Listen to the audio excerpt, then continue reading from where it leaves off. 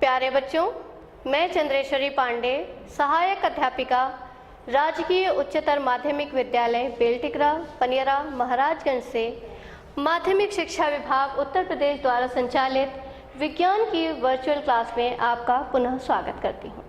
बच्चों, आज हम विज्ञान विषय के अध्याय 6 जैव प्रक्रम के भाग 2 का अध्ययन करेंगे। एक बार याद कर लेते हैं कि पहले भाग में हमने क्या क्या पढ़ा था। बच्चों, पहले भाग में हमने जीवन के परिभाषित लक्षणों के बारे में जाना था, हमने अनुरक्षण को पढ़ा था, हमने जैव प्रक्रम के बारे में जाना, हमने यह भी जाना कि सजीव अपना पोषण किस प्रकार प्राप्त करते हैं, हमने प्रकाश संश्लेषण की क्रिया और उसके लिए आवश्यक घटकों के बारे में भी जाना था। तो बच्चों, इसी क्रम में आज के भाग में हम जंतुओं में पोषण विधि के बारे में जानेंगे। हम विषमपोषी पोषण के अंतर्गत मृतोपजीवी पोषण, परजीवी पोषण, पूर्णभोजी या जंतु संपोषण के बारे में भी जानेंगे। जंतुओं में पोषण के अंतर्गत हम अमीबा तथा पैरामीशियम में पोषण को देखेंगे और मनुष्य में पोषण का विस्तृत अध्ययन करेंगे। तो आइए बच्चों, हम शुरुआत करते हैं। बच्चों, पिछले वीडियो में हमने जाना था कि हमें अपने दैनिक कार्यों को करने के लिए ऊर्जा की आवश्यकता होती है और वृद्धि के लिए हमें पदार्थों की आवश्यकता होती है। यह आवश्यकता पृथ्वी पर उपस्थित सभी जीवों के लिए समान होती है, लेकिन बच्चों इसको ग्रहण करने का तरीका अलग अलग होता है। कुछ जीव ऐसे होते हैं जैसे पौधे, हरे पौधे, जो अपना भोजन सूर्य के प्रकाश में स्वयं बना लेते हैं। इस क्रिया को प्रकाश संश्लेषण हमने कहा था और हमने यह भी जाना था कि इसी कारण पौधों को उत्पादक कहा जाता है, क्योंकि वो अपना भोजन स्वयं बना लेते हैं। परंतु जंतुओं में ये कैपेबिलिटी नहीं होती। वो भोजन के लिए या तो पौधों पर निर्भर हैं या अन्य जंतुओं पर निर्भर करते हैं। तो बच्चों, जिन्होंने पौधों ने जब अपना भोजन स्वयं बनाया था तो हमने उन्हें स्वपोषी कहा था, और ऐसे जंतु जो भोजन के लिए पौधों पर निर्भर हैं, चाहे प्रत्यक्ष या परोक्ष रूप से, तो इन्हें हम विषमपोषी कहते हैं। आइए देखते हैं पोषण विधि को प्रभावित करने वाले कारक कौन कौन से हैं। बच्चों, सबसे पहला कारक है भोजन का स्वरूप। जैसे भोजन का एक स्रोत है घास। घास अचल स्रोत है, वो चल के कहीं जा नहीं सकती।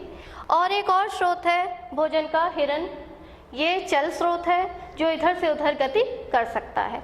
तो इन दोनों के अभिगम का तरीका भिन्न भिन्न होगा, अर्थात इनको ग्रहण करने का जो तरीका होगा जंतुओं में वो भिन्न भिन्न होगा। आइए देखते हैं और कौन से कारक हैं। बच्चों, जंतु में किस प्रकार का पोषक उपकरण है, यह भी पोषण विधि को निर्धारित करने में बहुत बड़ा कारक होता है। जैसे गाय जो है वो घास खाती है और उसको पचा लेती है, परंतु हम घास नहीं खा सकते क्योंकि हम उसे पचा नहीं सकते। आइए जानते हैं कि गाय में ऐसा क्या है कि वो घास को पचा लेती है। बच्चों, जब गाय घास को खाती है, कुछ भी भोजन खाती है, तो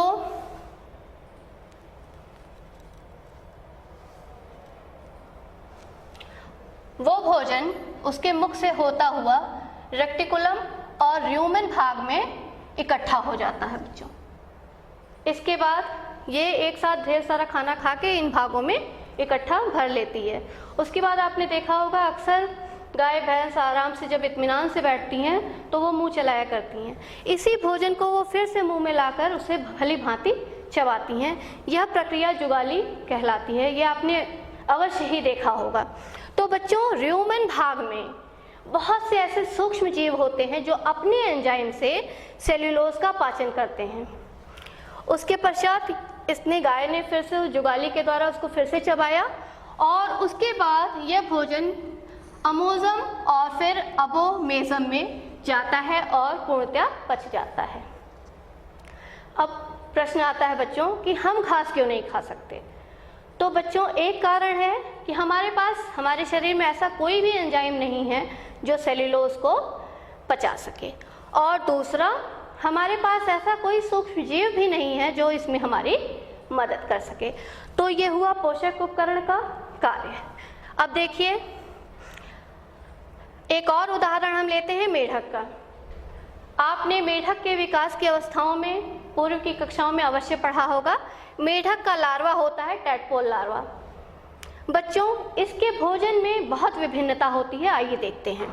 टैडपोल लार्वा छोटा होता है और इसके मुंह में जीभ नहीं होती, तो ये कीड़ों को पकड़कर खा नहीं सकता। तो अब ये बेचारा क्या खाएगा? तो ये पानी में उपस्थित छोटे छोटे पौधों को खाता है। अब ये शाकाहारी है और इसकी जो आहार नाल होती है वो कुंडलित होती है और लंबी होती है, क्योंकि सेल्यूलोज को पचाने के लिए लंबी आहार नाल की आवश्यकता होती है। ये हुई टैडपोल की बात। अब मेढक को देखिए। मेढक के पास आगे से जुड़ी हुई द्विपालित जीभ होती है जो बेहद चिपचिपी होती है और बहुत लंबी होती है। उसको देखिए किस तरह से ये फेंक कर कीड़े को पकड़ रहा है। तो ये कीटभक्षी है, कीड़ा खा लिया, मांसाहारी है, मांस खा लिया, और इसकी आहार नाल में कुंडलन विकास के दौरान कम हो जाता है, क्योंकि मांस को पचाने के लिए लंबी आहार नाल की आवश्यकता नहीं होती है। मांस का पाचन सरल होता है। तो इस प्रकार हमने देखा कि ज़रूरत के मुताबिक पोषक उपकरणों की सहायता से विभिन्न पोषण विधियों को जंतु अपनाते हैं। तो आइए बच्चों आगे चलते हैं और जानते हैं विषम पोषी पोषण के बारे में। ऐसे जीव जंतु जो अपना भोजन स्वयं नहीं बना पाते विषम पोषी कहलाते हैं। ये जंतु दूसरे पर भोजन के लिए निर्भर होते हैं, या तो वो पौधे पे निर्भर होते हैं या जंतुओं पे निर्भर होते हैं या दोनों पर ही निर्भर होते हैं, और इस प्रकार का पोषण विषम पोषी पोषण कहलाता है। बच्चों इसका उदाहरण सभी प्रकार के जंतु जो भी हमें आसपास के वातावरण में दिखते हैं सभी इसके उदाहरण हैं। विषम पोषी पोषण मुख्यतः 3 प्रकार का होता है बच्चों, मृतोपजीवी, परजीवी और पूर्णभोजी या जंतुसम पोषण। तो आइए पहले के बारे में जानते हैं। बच्चों कुछ जीव ऐसे होते हैं जो अपने भोजन के लिए मृत या सड़े गले हुए पदार्थों पर निर्भर करते हैं।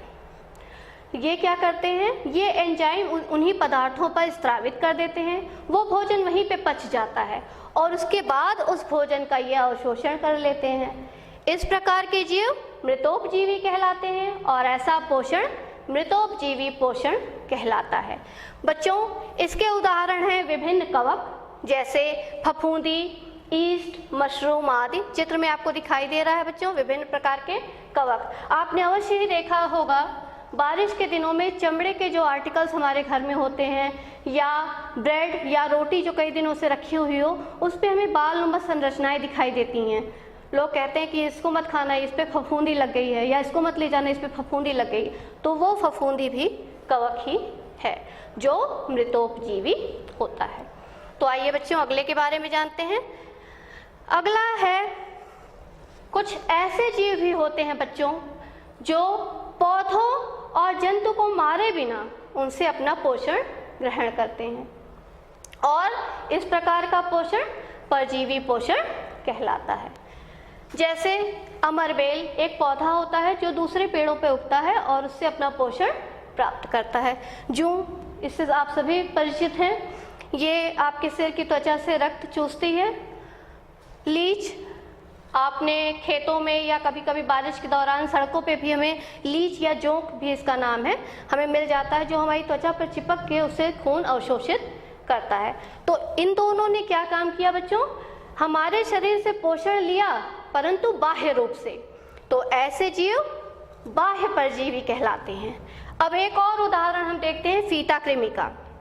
ये बच्चों हमारे शरीर के अंदर रहता है, हमारी आंतों में। ये पहला चित्र जो आपको दिख रहा है, ये देखिए, ये हमारी आंत का चित्र है और उसमें ये आपका फीता कृमि है और ये उसका मुख है बच्चों। आप मुख को जरा ध्यान से देखिए। मुख जैसे कोई चीज़ नहीं है, ये चूषक हैं जो भोज्य पदार्थों को चूसने का या सक करने का काम करते हैं, और कुछ हुक जैसी संरचनाएं दिखाई दे रही हैं। ये इसलिए होता है ताकि ये आंतों में खुद को फंसा सकें और आहार नाल से बाहर ना निकल जाएं। तो बच्चों, आंत में हमारा भोजन पच चुका होता है, ये पचा पचाया भोजन हमारी आंतों से ले लेता है। इसको ना आमाशय की ज़रूरत है, ना किसी आहार नाल की ज़रूरत है। ये शरीर के अंदर रहता है हमारे, इसलिए इसको अंतःपरजीवी कहा जाता है। तो आइए बच्चों, अब तीसरे प्रकार के पोषण के बारे में जानते हैं, जो है पूर्ण भोजी या जंतु सम पोषण।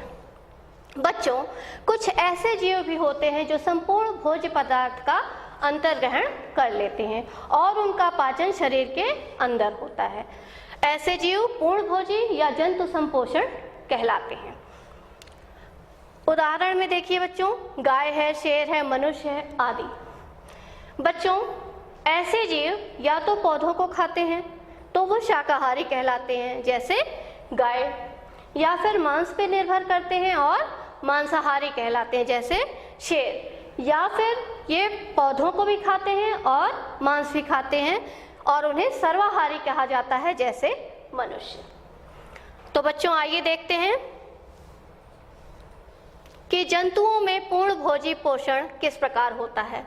बच्चों, पूर्ण भोजी पोषण का एक खास बात यह है इसकी कि इसके 5 चरण होते हैं। वो चाहे किसी भी जंतु में हो, छोटे से छोटे जंतु में हो या बड़े से बड़े जंतु में। और ये 5 चरण होते हैं: भोजन का अंतर्ग्रहण, फिर भोजन का पाचन, पाचित भोजन का अवशोषण, फिर उसका स्वांगीकरण और बहिक्षेपण। तो बच्चों, इसी क्रम में हम अमीबा और पैरामीशियम में पोषण को देखते हैं। बच्चों, अमीबा और पैरामीशियम जल में पाए जाने वाले एक कोशिकीय जीव हैं, मतलब इनका शरीर सिर्फ एक कोशिका का बना हुआ होता है। आपको याद होगा, कक्षा 9 में आपने पढ़ा भी है अमीबा और पैरामीशियम के बारे में। आपको याद होगा बच्चों कि अमीबा की कोई विशिष्ट आकृति नहीं होती, इसका आकार पल पल बदलता रहता है। तो जब कोई खाद्य कण इसके नज़दीक में आता है बच्चों, तो ये उसके चारों तरफ से प्रवर्ध या कूटपाद या स्यूडोपोडिया बनाकर उसको चारों तरफ से ऐसे घेर लेता है। ये देखिए, यहाँ तो घेर रहा है और घेर कर ये दोनों दीवारें इसकी संलयित हो जाती हैं और अंदर एक खाद्य रिक्तिका बन गई। इस खाद्य रिक्तिका के अंदर जटिल भोज्य पदार्थों का पाचन सरल रूप में हो जाता है। फिर पाचन के बाद ये कोशिका द्रव्य में विसरण के द्वारा भोज्य पदार्थ चले जाते हैं। अब यहाँ खाद्य रिक्तिका में क्या बचा? वर्ज्य पदार्थ बचा। फिर इस वर्ज्य पदार्थ को धीरे धीरे करके किनारे लाया जाता है, जहाँ से यह निष्कासित कर दिया जाता है। तो ये हुआ अमीबा में पोषण। आइए पैरामीशियम में पोषण को देखते हैं। बच्चों, पैरामीशियम की एक निश्चित आकृति होती है और भोजन ग्रहण करने के लिए भी इसके पास एक विशिष्ट अंग होता है। यहाँ से यह भोजन को ग्रहण करता है, इसे कोशिका मुख कहते हैं। तो बच्चों, अब ये जब पानी में है तो ज़रूरी नहीं कि भोजन यहाँ पे आए, तो भोजन को यहाँ तक पहुँचाने का कार्य इसके सतह पर उपस्थित ढेर सारे बाल नुमा संरचनाएं, ये जो पतली पतली आपको दिखाई दे रही हैं, जिसको सीलिया या पक्षमाभ कहते हैं, ये गति के द्वारा भोजन को यहाँ पे भेजते हैं। पाचन के द्वारा फिर भोजन पचकर वर्ज्य पदार्थ के रूप में बाहर निकाल दिया जाता है और इस प्रकार अमीबा और पैरामीशियम में पोषण होता है। आइए बच्चों जानते हैं मनुष्य में पोषण किस प्रकार होता है। बच्चों, मनुष्य में पोषण के लिए एक पूर्ण विकसित आहार नाल होती है। आइए इसके बारे में जानते हैं। मनुष्य के पोषण का पहला चरण है भोजन का अंतर्ग्रहण। बस कुछ भी नहीं है इस चरण में, भोजन को लिया और खा लिया, यही हो गया भोजन का अंतर्ग्रहण। भोजन को हम मुख से ग्रहण करते हैं और दांतों से इसे चबाकर आहार नाल की तरफ जीभ से धकेल देते हैं।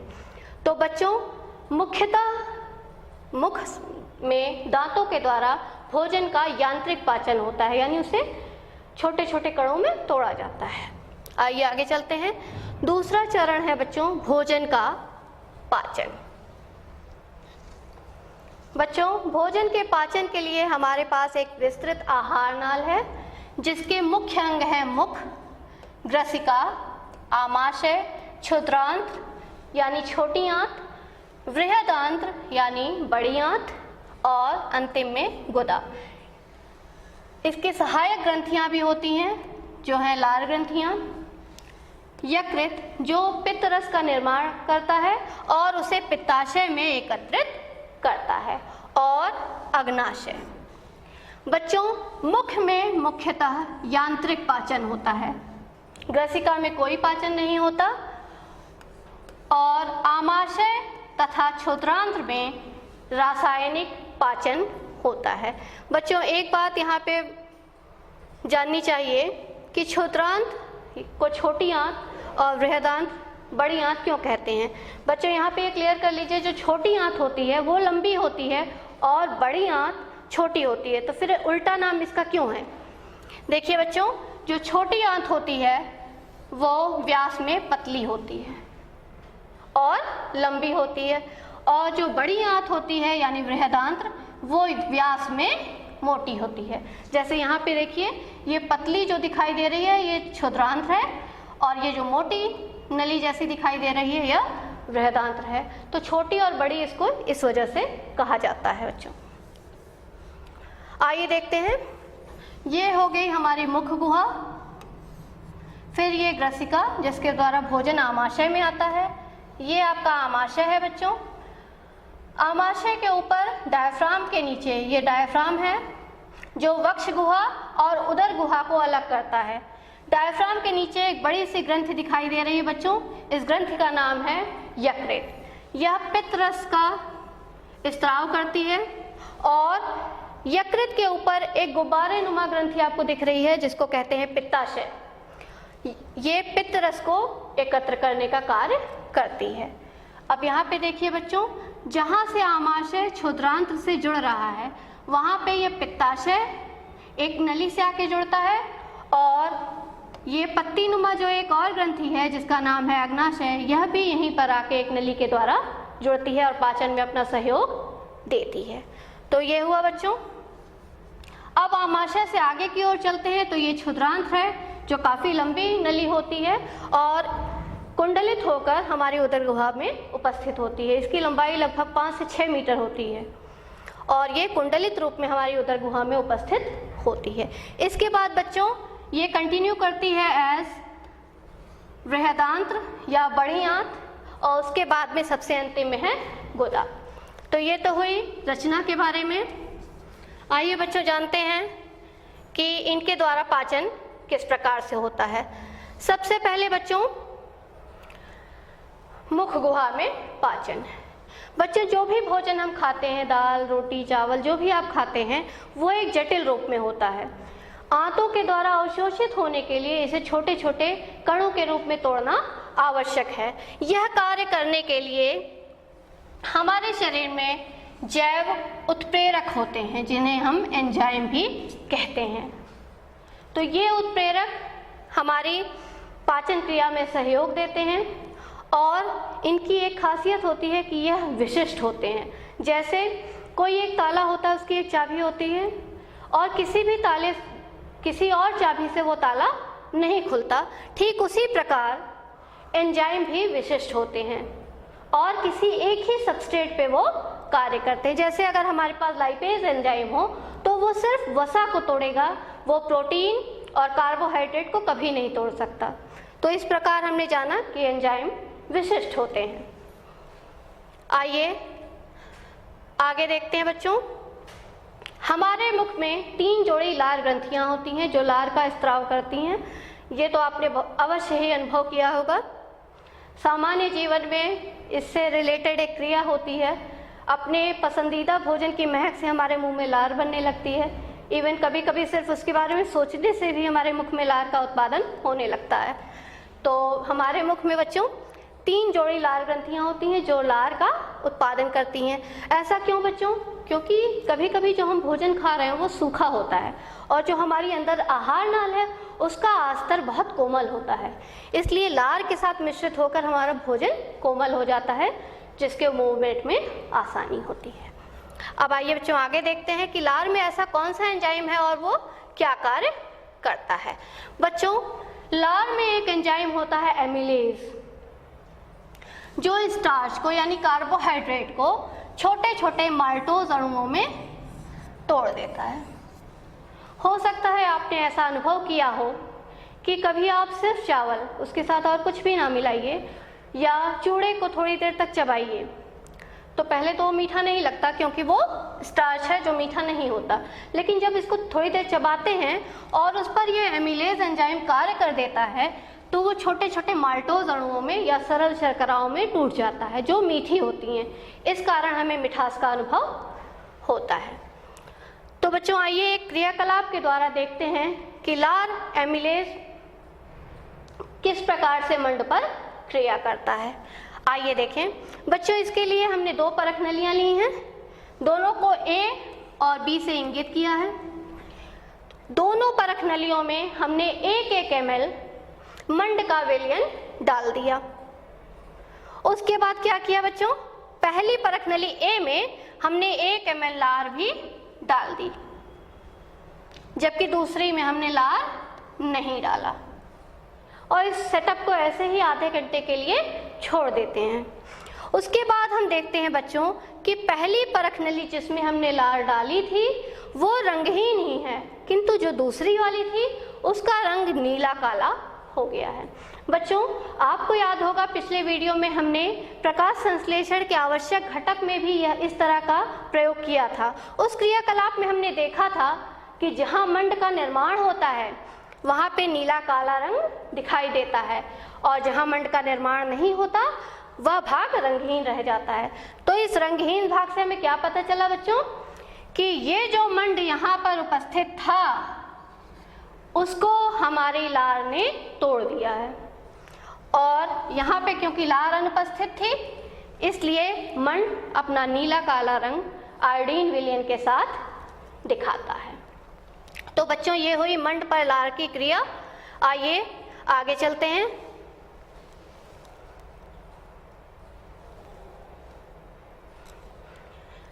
अगला है बच्चों आमाशय में पाचन।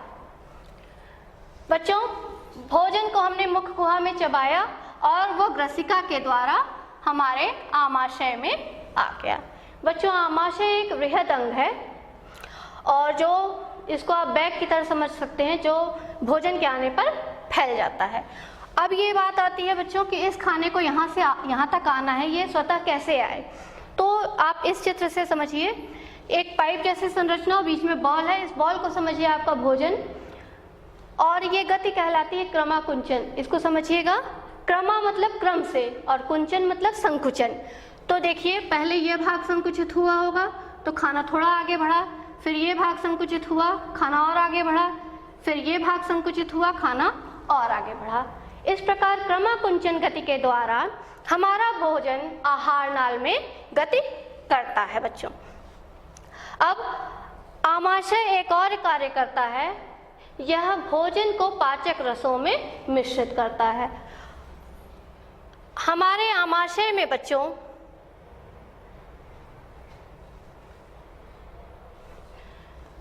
इसकी दीवार में, अंदर की दीवार में कुछ जठर ग्रंथियां होती हैं जो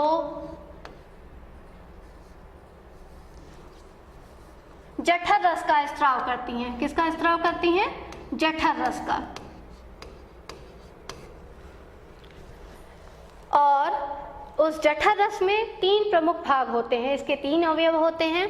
पहला है हाइड्रोक्लोरिक अम्ल, दूसरा प्रोटीन पाचक एंजाइम पेप्सिन, और तीसरा होता है श्लेष्मा। बच्चों ये जो प्रोटीन पाचक एंजाइम है पेप्सिन, ये प्रोटीन को पचाता है और इसको कार्य करने के लिए एक अम्लीय माध्यम की आवश्यकता होती है। तो ये जो HCl है, हाइड्रोक्लोरिक अम्ल, इसको अम्लीय माध्यम प्रदान करता है और ये प्रोटीन पर क्रिया करके, यहाँ पे देखिए प्रोटीन पर क्रिया करके इसको छोटे छोटे पेप्टाइड्स में तोड़ देता है। हाइड्रोक्लोरिक अम्ल एक और कार्य करता है, कभी कभी भोजन के साथ कुछ कीटाणु हमारे आमाशय में पहुंच जाते हैं तो उसको भी यह नष्ट कर देता है। यहाँ एक बात जानना रोचक होगा बच्चों कि जो मांसाहारी जंतु होते हैं वो मांस खाते हैं। मांस में मुख्यतः प्रोटीन ही होता है और वह प्रोटीन यहाँ पर पाचित हो जाता है। और ये आपकी जो आमाशय है यह भी प्रोटीन का ही बना हुआ है, आमाशय भी प्रोटीन है। तो फिर ये क्यों नहीं पच जाता आपके HCl से या आपके प्रोटीन पाचक एंजाइम से? तो बच्चों, इसकी सुरक्षा के लिए ये जो श्लेष्मा है ये एक मोटी परत के रूप में इसके आंतरिक स्तर पर उपस्थित रहती है, जिससे हमारे आमाशय की इस अम्ल से सुरक्षा होती है। आइए बच्चों आगे चलते हैं। बच्चों, आपने कभी अपने घर में अपने बड़ों से ये सुना होगा कि आज मुझे अम्लता हो गई है या एसिडिटी हो गई है या मुझे सीने में जलन हो रही है। तो बच्चों, उसका कारण भी यहाँ पे उपस्थित है। ये जो हाइड्रोक्लोरिक अम्ल आपके आमाशय में बना, ये किसी त्रुटिवश ग्रसिका में ऊपर की ओर चढ़ने लगता है, तो हमें अपने सीने में जलन महसूस होती है। अब बच्चों, ये अम्ल है। आपने विज्ञान के अम्ल, क्षार और लवण नामक पाठ में यह अवश्य ही पढ़ा होगा बच्चों कि अम्ल और क्षार एक दूसरे को उदासीन कर देते हैं। तो इसके उपचार के रूप में हमारे घर में बेकिंग सोडा उपलब्ध रहता है। इसका त्वरित उपचार है, थोड़ा सा पानी में घोल के अगर रोगी को पिला दिया जाए तो उसे तुरंत ही आराम मिल जाता है, क्योंकि यह अम्ल है और यह विलयन क्षारीय होता है। ये एक दूसरे को उदासीन कर देते हैं और हमें राहत देते हैं। चलिए बच्चों आगे देखते हैं। अब है क्षुद्रांत यानी छोटी आंत में पाचन। अग्नाशय से भोजन क्षुद्रांत में आता है और यह एक अवरोधिनी पेशी के द्वारा नियंत्रित होता है। क्षुद्रांत एक लंबी नली होती है जो कुंडलित होकर हमारी उदर गुहा में उपस्थित होती है और क्षुद्रांत की लंबाई जंतुओं के भोजन के ऊपर भी निर्भर करती है। जैसे बच्चों, जो शाकाहारी जंतु होते हैं जिन्हें सेलुलोज पचाना होता है, उन्हें इस कार्य के लिए लंबी आहार नाल और लंबी क्षुद्रांत की आवश्यकता होती है, जैसे गाय। और जो मांसाहारी जंतु होते हैं, क्योंकि वो मांस खाते हैं और मांस का पाचन सरल होने के कारण उन्हें छोटी क्षुद्रांत की आवश्यकता होती है, जैसे बाघ। चलिए आगे चलते हैं बच्चों और देखते हैं क्षुद्रांत में और कौन सी क्रियाएं होती हैं। बच्चों, यहाँ पे यह जान लीजिए कि क्षुद्रांत में ही आपका समस्त भोजन पच जाता है। इसके लिए क्या है, एक तो आपका जो यकृत था उसने जो पित्त रस बनाया था वो आपके पित्ताशय में एकत्र था, वह आएगा कहाँ पे? क्षुद्रांत में। ये देखिए यहाँ से आमाशय जुड़ा था बच्चों, और ये जो सी आकार का मोड़ है यहीं पे दोनों नलियां आके जुड़ती हैं। कौन सी? एक पित्ताशय की पित्त नली और दूसरी अग्नाशय से रस को लाने वाली दूसरी नली, ये दोनों आके यहीं पे जुड़ती हैं। ये जो पत्ती के जैसी संरचना आपको दिखाई दे रही है बच्चों, इसका नाम है अग्नाशय।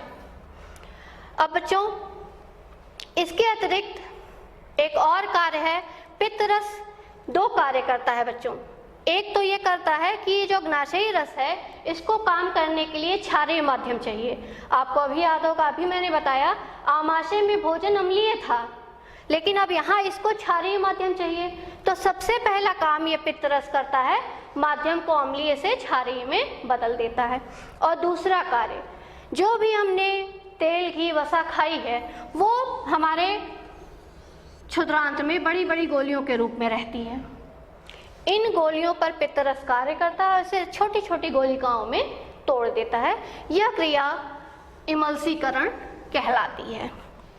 चलिए देखते हैं बच्चों, इसके आगे और कौन सी पाचन की क्रिया होती है। अब बच्चों, भोजन आपका अम्लीय से क्षारीय हो गया। अब आपके अग्नाशय के जो एंजाइम है वो कार्य करेंगे। पहला एंजाइम बच्चों ट्रिप्सिन होता है, जो प्रोटीन की बड़े अणु को छोटे छोटे अमीनो अम्ल में तोड़ देता है।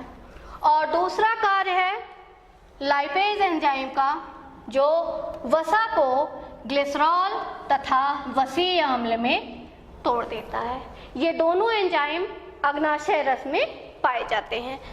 इसके पश्चात बच्चों देखिए, हमारी जो क्षुद्रांत है वह भी आंत्र रस का स्त्राव करती है और इस प्रकार हमारा समस्त भोजन, समस्त कार्बोहाइड्रेट, समस्त प्रोटीन, समस्त वसा अपने छोटे अवयवों में टूट जाता है जो है ग्लूकोज। सारा मंड परिवर्तित हो गया ग्लूकोज में, सारा प्रोटीन अमीनो अम्ल में और सारी वसा वसी अम्ल और ग्लिसरॉल में परिवर्तित हो जाती है। तो इस प्रकार से बच्चों हमने देखा कि मुख्यतः 3 तरह के एंजाइम ने हमारे भोजन को पचाने में मदद की। एक एमिलेज, जैसे लार में जो पाया गया था एमिलेज, उसने स्टार्च को पचाया। दूसरा प्रोटीएज, जैसे ट्रिप्सिन, जिसने प्रोटीन को पचाया। और तीसरा लाइपेज, जैसे अग्नाशय का लाइपेज, जिसने वसा को पचाया। अब बच्चों पाचन तो हो गया पूरा, अब है पाचित भोजन का अवशोषण यानी तीसरा चरण। बच्चों क्षुद्रांत के आंतरिक आस्तर पर अनेक उंगली जैसे प्रवर्त होते हैं जिन्हें रसांकुर या विली या दीर्घरोम भी कहते हैं।